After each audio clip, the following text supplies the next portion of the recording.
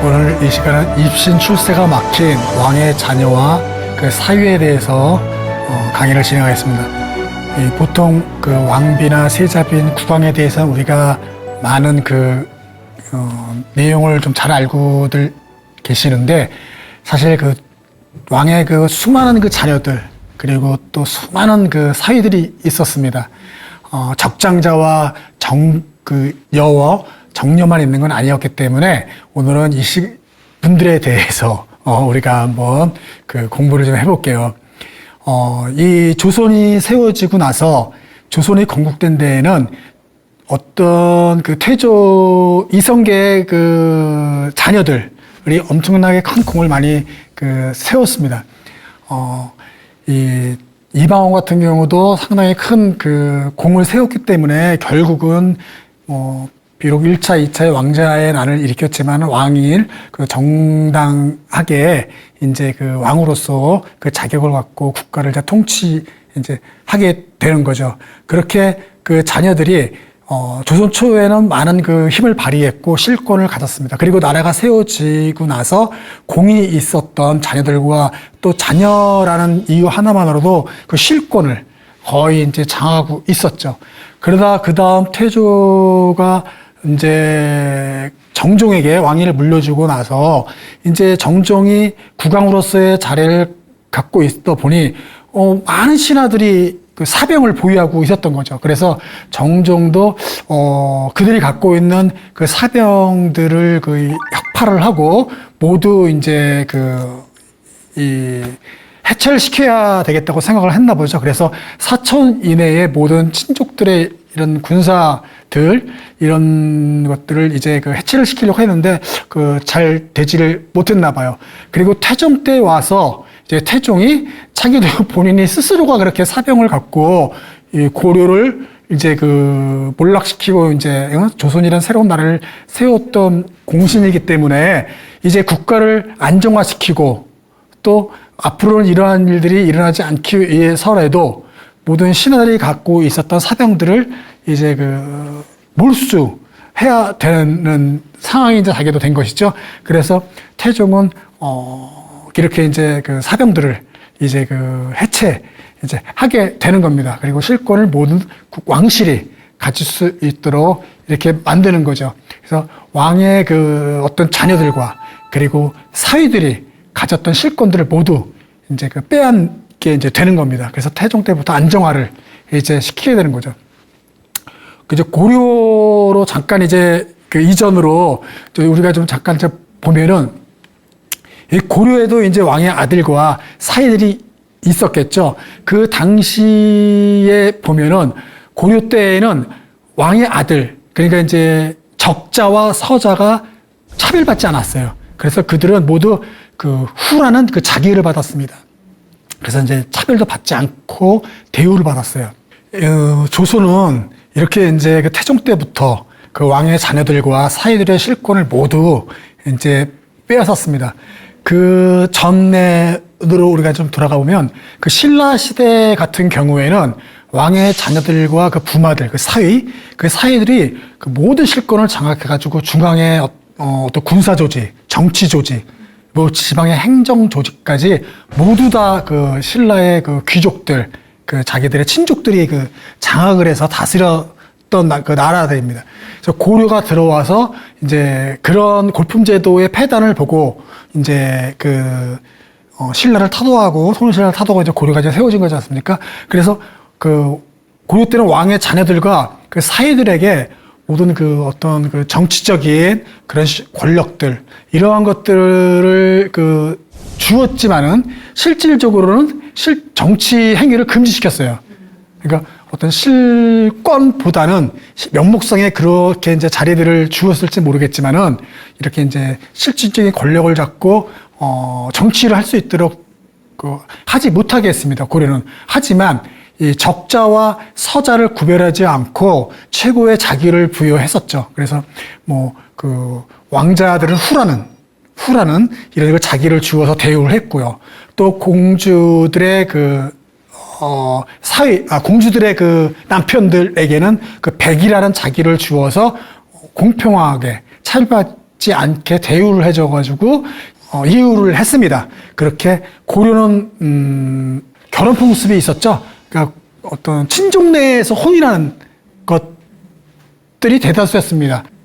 조선 같은 경우는 이성혼이죠. 성이 이제 달라야 됐었던 거죠. 그래서 이 사위를 맞이할 때, 왕이 뭐 이제 공주가 남편을 맞이할 때 그런 경우에는 우선 종실이 아니어야 되고, 또 성이 달라야 되고, 뭐 첩의 자식은 안 되고, 과부의 자식도 안 되고, 이런 철저하게 유교적인 이런 것을 지켜나가면서 이제 사위를 맞이했습니다. 그리고 또 사위를 맞이할 때는 이 간택을 했어요. 우리가 전 시간에 했듯이 왕비나 세자비를 맞이할 때 간택을 하듯이 이 사위도 이 초간택, 지간택, 뭐 이렇게 이제 삼간택을 통해 가지고 그 사위를 맞이했었습니다. 그래서 사위가 된 사람이 자기가 기분이 좋을 사람은 뭐 다행이지만 그렇지 않은 사람이 대다수였을 겁니다. 왜냐하면 사위는 상당히 제약이 또 많이 받는 게 있습니다.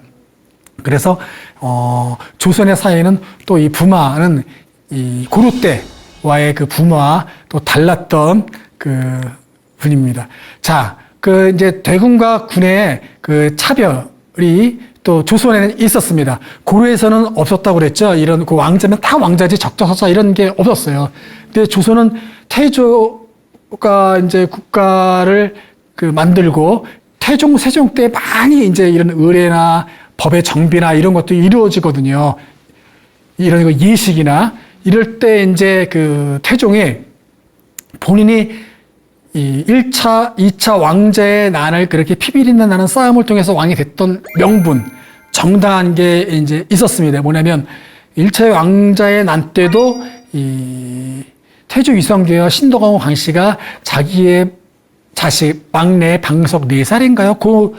얘를 세자로 책봉하면서 이제 이렇게 막 왕자의 난이 일어난 거 아니니까 그때 명분이 뭐였냐면 적장자가 왕이 돼야 되고 적정자가 왕이 되지 못하는 적자가 왕이 돼야 된다. 서자는 왕이 되면 안 된다. 세자가 되면 안 되고 왕이 될 수도 없다. 하면서 두 번째 계비였던 신덕원 광씨를 첩으로 이제 명분으로 삼은 거거든요. 그래서 방석은 서자 출신이고 또 첩의 자식이다. 그래서 그 세자가 될 수도 없고 왕이 될 수도 없다. 하면 이런 명분으로 난을 일으키고 태종이 결국 나중에 정종답의 왕이 되는 거거든요. 대의 명분이 그렇게 해서 형제들을 이제 죽이게 되는 거거든요. 이제 그렇게 해서 됐기 때문에 그런 적자와 서자의 어떤 차별, 이런 제도, 이런 것을 되게 철저히 했었습니다. 그리고 확실하게 이제 적자, 서자의 어떤 차별의 어떤 제도도 만드는 왕이에요. 그래서 고려 때 후와 백으로 나뉘어졌던 이런 자기들을 이 태종은 대군과 군으로서 이제 이 적자 서자를 차별하는 겁니다. 그래서 정식 왕비의 자식들은 대군이고 후궁의 자식은 군이다. 이렇게 차별을 두는 겁니다. 그래서 이들에게 대한 대우도 이제 뭐라고 그럴까요? 대군에게는 땅을 주고 그리고 뭐 곡식과 콩 이런 녹봉을 주는 거, 그리고 집 짓는 터 이런 것도 다 차별을 돼요. 그런데 그 차별이 이렇게 크질 않아요. 예를 들어서 대군에게 줬던 녹봉에서 쌀은 110석이거든요. 그런데 이 군은 107석이에요. 큰 차이는 안 나요. 하지만 이런 차별을 분명하게 이렇게 갖추어서 이 녹봉이나 집 짓는 터나 이런 것들도 시행을 했다. 그래서 대군과 군을 이렇게 이제 다르게 이제 지었는데, 우리가 부르는 스은 임영대군이니 안평대군이 이런 것들에 앞에 붙이는 말은 군현이에요. 군현명. 그리고 뒤에 붙이는 게 봉장명이에요. 이거 대군, 군, 저런 말은 봉장명입니다. 봉장이라는 건 뭐냐면 중국에서는 영주에게 땅을 나눠주고 황제가 영주에게 땅을 나눠주고 그 땅을 다스리는 권한을 주는 거지 않습니까? 땅을 이렇게 이제 봉제한다고 그러거든요. 이렇게 이제 나눠주면서 하는 겁니다. 근데 우리나라 이제 자기를 나눠주는 거예요. 근데 중국에서 그렇게 이제 땅을 나눠주고 나라를 다스리게 했으니까 우리도 그러한 상징적인 어떤 그런 면으로 데리고 제도를 와가지고 만들었던 게 이제 대군과 군의 군연명을 붙이는 거였어요. 이 그림은 뭐냐면은 연인군은 서자잖아요. 수기 최씨 그 당시에 무술이 그것도 궁궐에서 거주하는 여인이 아니라 출퇴근하는 여인이었어요. 정말 그런데 숙주의 눈에 띈 거죠. 인현왕후를 상당히 처소에 있었던 그런 여종은 아니고 무술이의 일을 하는 사람이었는데 상당히 인현왕후를 잘 따르고 칭찬하고 칭송하면서 그런 것을 숙종이 얼핏 봐서 이제 같이 어떻게 잠자리를 한번 했는데 이제 영조가 퇴원한 거죠. 그러니까 그리고 나서 이제 수기라는 아까 봤던 후궁의 내명부에 봤던 수기라는 종산품인지 정산품인지 그 정도의 이제까지 풍기를 이제 받게 되는 거지 않습니까? 그 연인군 서자에 붙여졌던 연인은 그러면은 군연명이고 군은 풍계명인데 여기에 관복에 있던 부착되어 있는 거를 흉배라고 하는데 그 흉배를 보면은 저기에는 백택이라는 동물이 그려져 있어요. 수를 놓기도 하고 수를 놓는 건데 백택은 뭐냐면 기린처럼 말처럼 생긴 전설상의 동물이에요. 그러니까 지금의 기린이 아니라 그러한 것들을 흉배에 이제 해놓습니다. 오른쪽에 있는 것은 흥선대원군이 신정왕후의 실험청정을 해야 되는데 흥선대원군에게 위임을 해서 흥선대원군이 고종을 섭정하게 되는 거죠. 실험청에서 섭정을 그때 가슴에 관복에 붙였던 흉배예요. 기린 흉배예요. 기린 흉배. 저도 전설성에 나오는 동물입니다. 그런데 제가 저 대원군이란 말은 서자에게 붙인 말이 아니라 왕의 생부, 왕의 살아있는 아버지에게 붙이는 칭호예요. 왜냐하면 선왕에 돌아가시거나 내가 왕이 상왕이 되어서 자식에게 물려줄 때 보통 그렇게 되는 거거든요. 근데 고종의 아버지는 왕이 아니었잖아요. 그냥 고종은 왕이 되니까 그 아버지에게 어떤 존호의 표시를 칭호를 불러야 되는데 그런 분들을 대원군이라고 했어요. 그래서 조선에 4명 정도가 계셔요. 그런 분이. 그래서 흥선대원군. 다른 분들은 돌아가셔서 대원군이라는 칭호를 받았는데 이분은 살아있을 때부터 대원군이라는 칭호를 받죠. 얼마나 많은 권력을 갖고 있었으면 그렇게 했었겠습니다. 그리고 또 하나의 최고의 권력을 갖다는 의미로 대원군이 자기 가슴에 저렇게 대원군, 왕의 적자만이 갖는 흉배거든요. 저 기린은. 근데 흥선대원군은 자기가 저런 걸 차고 다녔어요. 그래서 나중에 자기도 이건 아닌 것 같다 생각했는지 거북 흉배로 바꿨다고 해요. 거북이 들어있는. 이렇게 적자와 서자, 대군과 군은 차별을 저는 복장에서도 받았습니다. 자, 왕의 딸과 부마. 왕의 딸이 결혼한 사람을 우리가 이제 부마라고 하죠. 그게 사위죠. 그리고 왕의 딸은 공주와 옹주가 또 있지 않습니까? 왕의 딸은 공주와 옹주로 구분하고 또 아까 대군과 군처럼 차별을 받았습니다. 그래서 이 공주와 옹주와 녹봉이나 또는 이런 토지나 또는 이런 집 짓는 터나 이런 것도 차별을 받고 받았습니다. 하지만 큰 차이는 없어요. 이렇게 받았고 이 부마는 공주나 옹주에게 결혼을 해서 가더라도 부마라는 명칭을 이제 가졌습니다. 이 부마라는 거는 사실은 고려나 조선 초에는 사용을 했어요. 하지만 세종 때에는 그 위라는 그 칭호를 받습니다. 그래서 부마라는 말은 사실은 거의 안 쓰고 위라고 합니다. 그래서 부마들도 어떤 이 군원명과 봉장명을 받을 때 이 봉장명은 위라고 받습니다. 그래서 뭐 무슨 위, 무슨 위 이렇게 이제 받게 되는 거예요. 부마들은 그 공주와 옹주도 이 군원명과 봉장명을 받아서 칭호를 갖습니다. 고종의 그 막내딸인 거예요. 마지막 덕혜옹주 할 때 그 덕혜라는 말은 봉장명이 아니라 이렇게 이제 아름다운 칭호를 붙여서 숙빈이 뭐 이런 식으로 붙는 거예요. 그래서 덕혜옹주 남자들한테는 봉장명을 갖지만 이제 그래서 이 옹주와 옹주는 명칭을 부르게 이제 됩니다.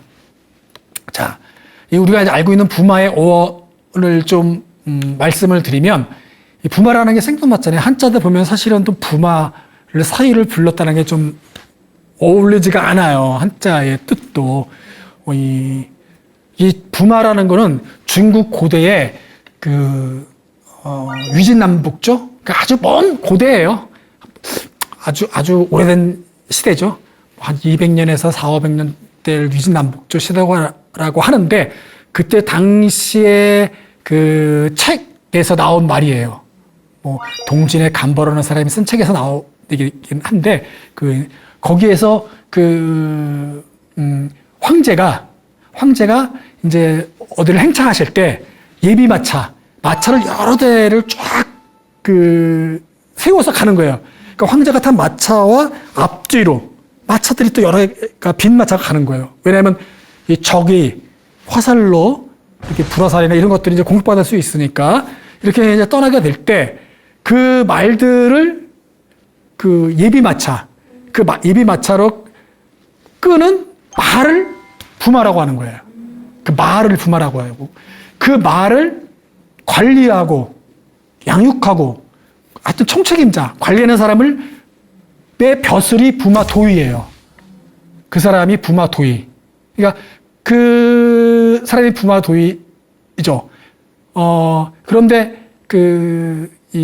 삼국지에서의 마지막에 오나라를 정벌시키고 이제 사마염이 통일을 하는데 그때 그 황제가 이제 처음 이제가 됐을 때 이 예비마차들을 끄는 도위 직급을 갖고 있는 사람들을 사위로 시켰어요. 사위로 자기의 그 딸들의 사위로 시킨 거야. 그 이유는 가장 믿을 수 있는 사람이 돼야 돼. 왜냐하면 어느 마차에 황제가 타고 있다는 걸 알 수가 있잖아요. 그걸 책임하고 있으니까 마차들을 그 말들을 관리하고 가장 신뢰할 수 있는 사람이. 하지만 실권은 하나도 없어. 잘못하면 가장 먼저 죽는 사람인 거잖아요. 그 화살바지가 될 수도 있으니까 가장 신뢰하면서도 가장 먼저 위험한 실권도 없고 힘없는 사람이 사실은 부마도인 거예요. 근데 그러니까 황제가 가장 사위들 자기의 자식은 아니고 딸내미의 남편들을 그게 이제 시작이 이제 됐던 겁니다. 그래서 그것들이 계속해서 중국에서 부마도위 자리를 사위에게 직위를 줬다고 합니다. 그래서 그게 이제 계속해서 와서 사위를 부마라고 고려 때도 부르고 뭐 이렇게 이제 조선에서도 우리가 다 불렀던 겁니다. 그래서 부마는 그러한 직책이었어요. 그래서 조선에서 사위는 어떤 뭐라고 그럴까요? 과거도 보지 못하고 실권도 없고 단지 상징적인 어떤 자리를 갖고 있던 그 분이 옹주의 남편이었다. 라는 것을 우리가 알고 있으면 되겠습니다. 하지만 아까도 말했다시피 사인데 그런 부마임에도 간택을 받는다. 간택을 받고서 간택이 되면은 그냥 평생을 이렇게 이제 또 왕의 사위로서 지내야 되는 겁니다. 자, 부마의 공식 명칭은 의빈이라고 합니다. 세종 때 이제 위라고 불렀다고 그랬죠. 그래서 무슨 위, 무슨 위. 그러니까 우리가 보통 평상시에 무슨 부마 하지만 공식 명칭은 위. 세종 때는. 그리고 태종 때 이제 그 의빈이라고, 아니군요. 경국대전에, 성종 때 경국대전에 이제 의빈으로 하기로 하는 거예요. 그래서, 공식화된 명칭은 의빈이었다라는 것 우리가 좀 알면 되겠습니다. 공주의 부인, 옹주의 부인들이 상당히 이제 억눌린 삶을 가져요. 그러니까 함부로 이 바람을도 못 피고, 그런데 보통 이제 공주도 옹주도 어렸을 때 이제 결혼을 하는 거지 않습니까? 그리고 딱 간택을 받아가지고도 들어오고, 그러면 이 사위가 이제 일탈을 많이 하게 되죠.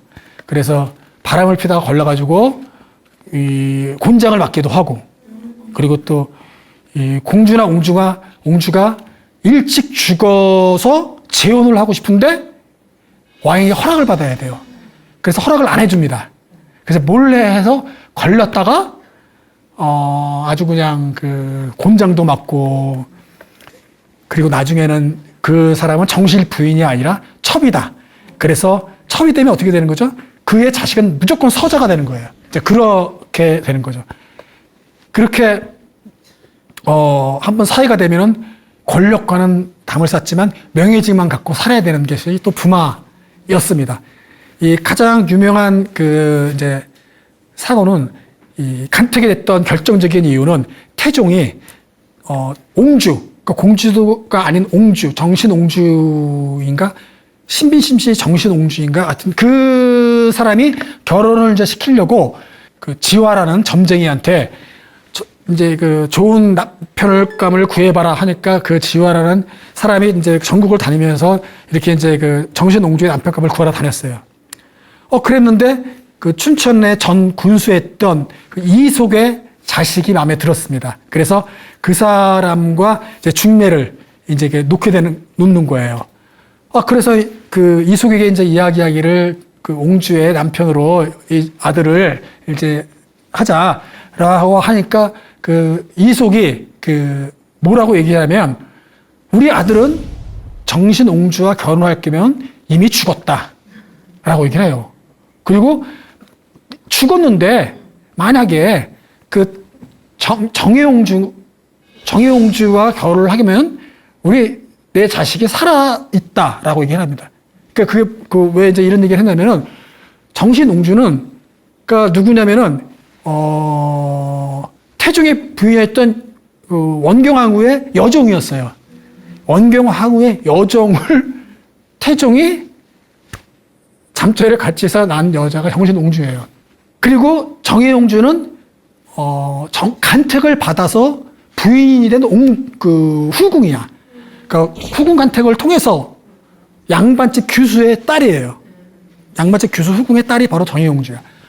그러니까 이속이 양반집 규수의 딸이니까 정신옹주 말고 정혜옹주랑 결혼하면 주겠다라는 뜻이야. 그 이야기를 들은 태종이 가뜩이나 아주 혈기왕성한 그 태종인데, 그 얘기를 듣고 이제 요즘 말하면 뚜껑이 아주 크게 열린 거죠. 그래서 이속을 전 재산을 몰수하고, 그리고 이속의 다 노비를 시켜 만들고, 이속의 아들은 평생 죽을 때까지 혼인을 못하게 했어요. 그 일이 있고 나서부터 간택이 제도를 만든 거야. 그 전에는 중매나 추천을 통해서 됐어요. 근데 태종이 그 일이 있고 나서 사회들도 간택을 한다. 그래서 이후로는 그 간택을 해가지고 결정이 나면 사회가 되는 거예요. 좋든 싫든. 그래서 이제 양반집 가문에서는 이 장남이나 장손이나 이런 사람들은 안 보내겠죠. 제사도 지내야 되고 또 정말 그 허수아비처럼 살아야 되니까, 그래서 막내나 이런 사람들을, 그리고 또 이렇게 능력이 좀 부족한 사람들을 보냈다라고 또 합니다. 그래서 이렇게 부마들은 이렇게 놀고 먹는 걸로 만족했던 사람은 상관이 없지만, 야망이 있었던 이런 양반가의 그 남아대장부라면 피했던 자리가 바로 또 저 자리였습니다. 자, 조선의 마지막 부마 박용호. 이 조선에서 마지막 부마는 박용호라는 우리 많이 들어봤죠. 갑신정변의 주체 세력이기도 하고 어떤 개화의 개화를 했던 그 사람으로서 박용호를 우리가 많이 얘기하는데 저 박용호는 12살 땐가 이 철종의 무남 동료 영의용주인가 그분하고 결혼을 했어요. 그 12살 때 혼례를 치르는데 철종의 딸과 철종이 5남 6녀인데 한 명 딱 그 정의용주만 남고 다 죽었거든요. 그래서 무남용녀가 된 거예요. 그래서 딱 한 명의 유일한 그 딸인데 그래서 이제 12살 결혼을 이제 하게 되는데 곧바로 그렇게 죽어요. 12살인가 13살 때 호래비가 되는 거예요.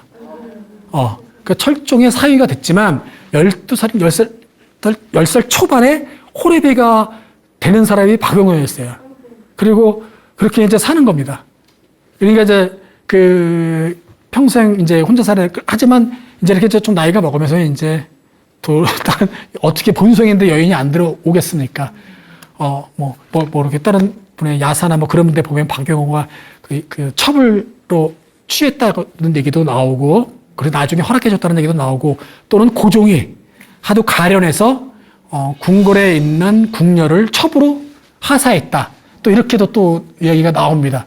그 어쨌든 이제 그렇게 해서 이제 부인을 박용호도 이제 맞이는 해요. 그렇게 이제 박용호가 살다가 20살 때 이제 고종이 20살 때 이쁘게 봤나 보죠. 박용호가 20살 때 어마어마하게 높은 벼슬을 내려주는 겁니다.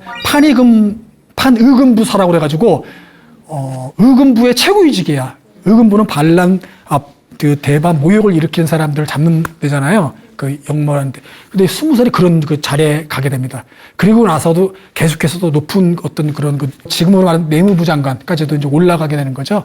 그런 저 박용호인 거죠. 그리고 또 우리가 잘 알고 있는 태극기를 그 도안하고 제작했던 분이기도 하죠.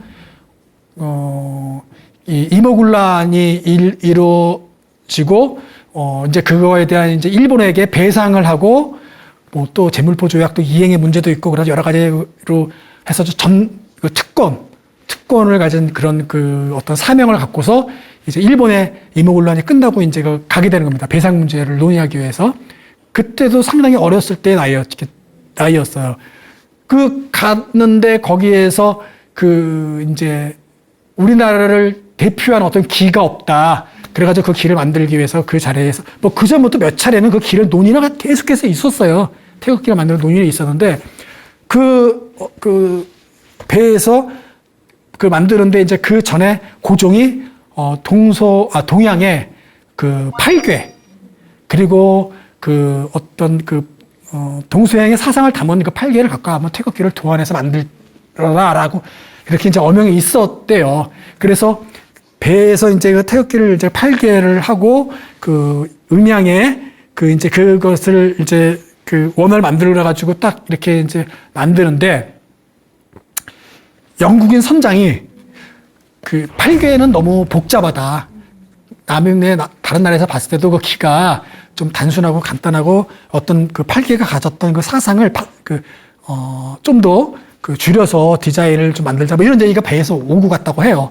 그래서 만들어진 게 사괘예요.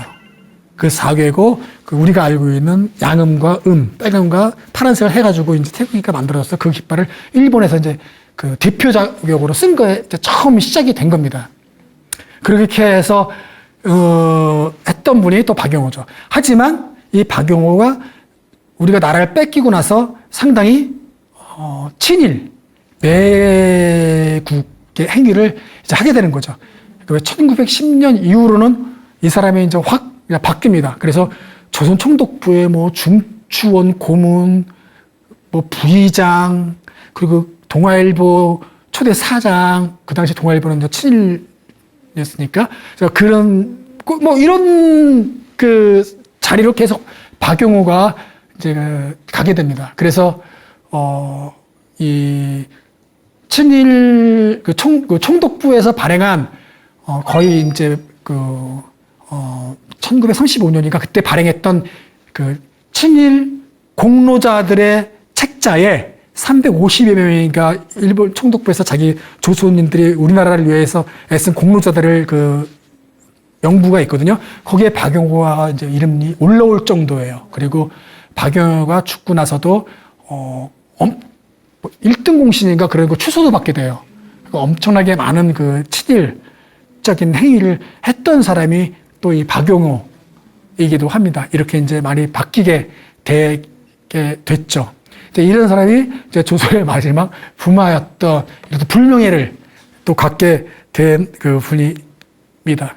이렇게 이제 이 박영호이고 그 당시 이제 그 조선 총독에서 발행했던 이제 매일신보라는 신문에 나와 있었죠. 그래서 이 엄청나게 많은 이 돈과 그리고 권력을 누렸던 분입니다. 근데 결국은 70대에 이제 죽었는데 70대 죽었는데 결국은 15세 때 그 영예옹주가 죽었거든요. 결국은 죽어서는 영예옹주의 무덤에 묻혔습니다. 결국 같이 결국은 이제 그렇게 된 분이 또 박영희죠. 자, 왕의 친인척을 한번 좀 보면은 이 왕의 친인척은 왕의 이제 종친이 있습니다. 종친 왕의 형제들이나 아니면 나의 어머니들이 낳은 그런 자손들 뭐 이런 분들이 종친, 종실, 왕실들이 있을 거고요. 그리고 혼인을 통해서 생겼던 인척들이 있는 거죠. 인척들이 이제 부인이나 처남이나 뭐 이런 인척들의 혈연들이 또 쫙 있을 거고 또 나의 부인의 외가댁 외척들이 또 있겠죠. 외척들이 이제 그런 걸 다 통틀어서 이제 우리가 친인척이라 하는 거죠. 그 왕은 자신의 그 자녀, 그리고 엄마, 할머니들의 또 직계들에 또 있겠지만, 이렇게 인척과 외척들도 또 엄청나게 많은 사람들이 있었다. 그래서 이 관리를 해야 되는 거예요. 조선이라는 나라를 통치하고 국사의 대소사를 판단하고 결정하는 어떤 일도 있는데 그 일을 우리가 만기라고 그래요. 만 가지를 결제하는 자리가 왕이다. 엄청나게 많은 시시콜콜한 얘기부터 저 지방의 어디에서 상소가 올라오는데 뭐 이런 일이 있었는데 어떻게 해야 되니까 뭐 이런 것들 서부터 뭐 중앙에 관련해서 옷을 1년간 입어야 된다, 3년 입어야 된다 이런 상품 문제부터 막 엄청난 외교 막 이런 것들도 해야 되고 이래서 이렇게 만 가지나 결제를 해야 되는 사람이 왕이라 얼마나 피곤했겠어요. 그러니까 지난 시간에 얘기했던 이 등창이니 정신적인 스트레스니 이 친인척의 이 문제 후궁과 왕비의 질투 시기에 또 이런 것들에 중앙에 계셨던 분이 왕이었죠. 그래서 그 친인척들을 또 관리해야 되는데 그 친인척들을 어디서 하냐면 종실부에서 하는 거예요. 그래서 종실부라고 있어서 거기에서 이제 따로 또 관직도 관리하고 인사 문제도 또 거기서 논의해서 결정하고 막 따로 이제 있어야 된다. 부서가. 거기에서 그 친인척을 관리했다. 그래서 완인은 이 4대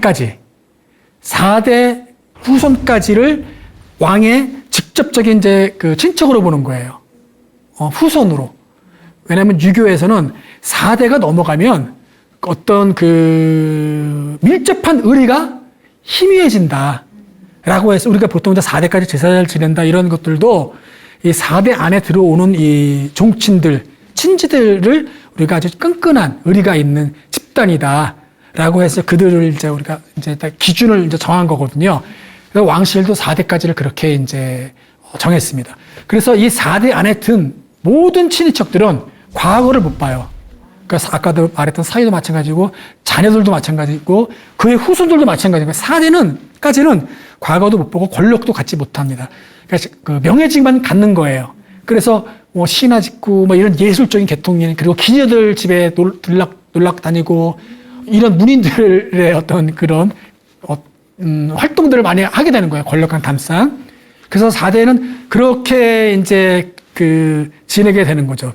그런데 4대 이후서부터 9대까지는 과거도 볼 수 있고요. 자기 실력에 따라서 관직까지 오를 수가 있어요. 4대까지만 관리한다고 그랬죠? 특별 관리를 하는 거예요.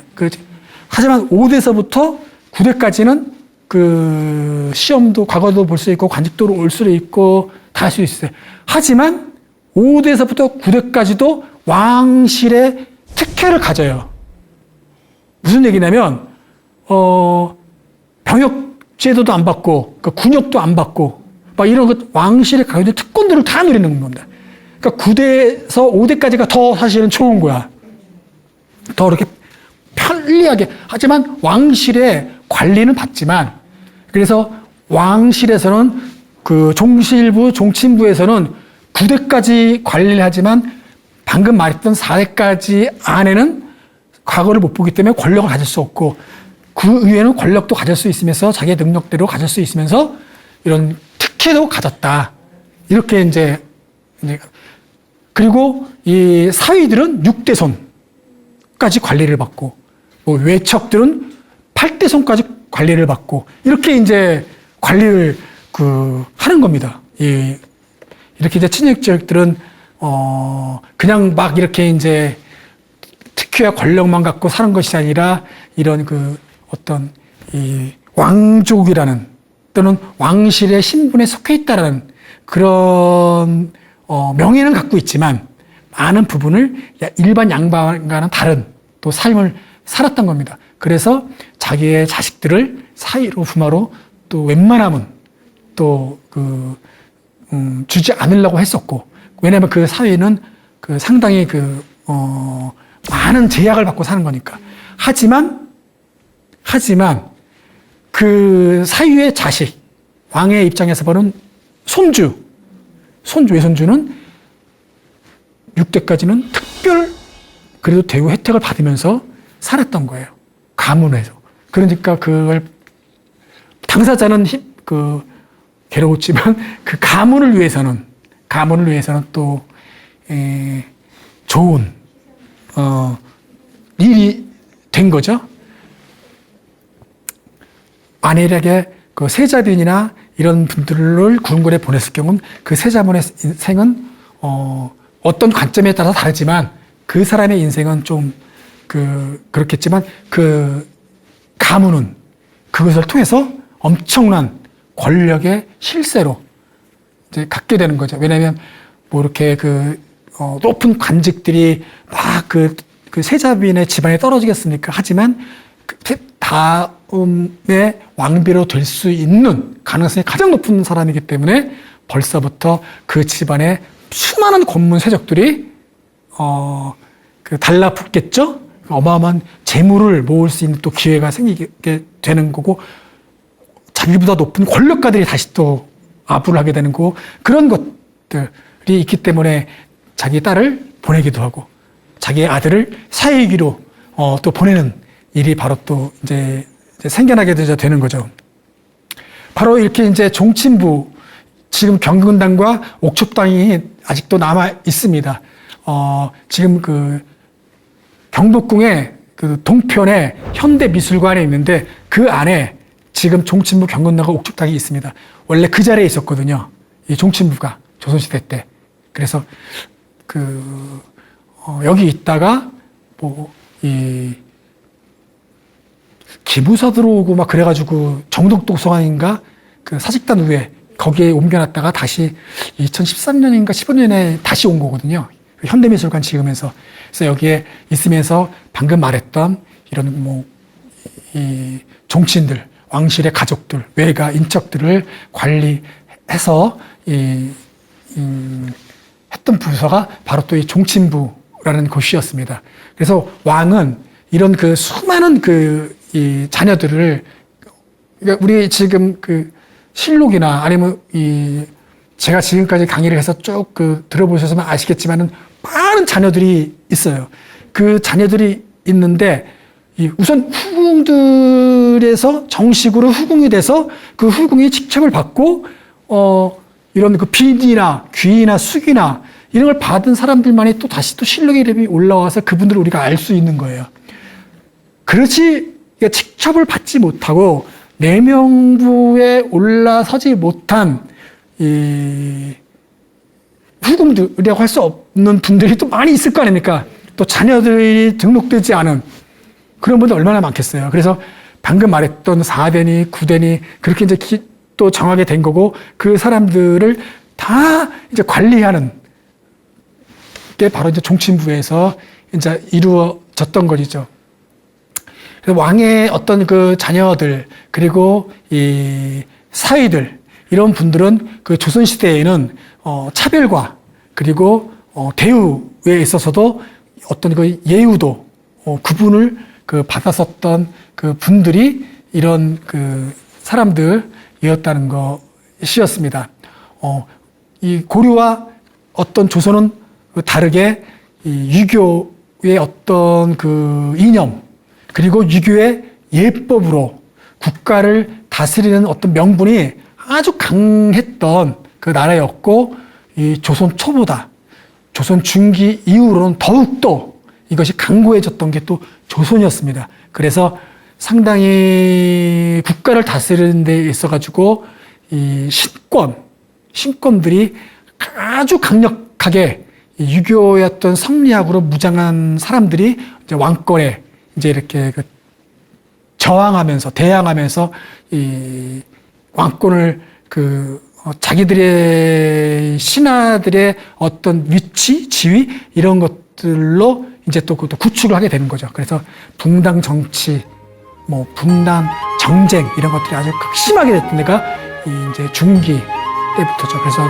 뭐 영조와 사도세자의 일인이 또 많은 그러한 끔찍한 이 것들이 붕당 이 정치로서 이루어지게 됐던 것이었습니다. 네, 이것으로 강의 마치도록 하겠습니다.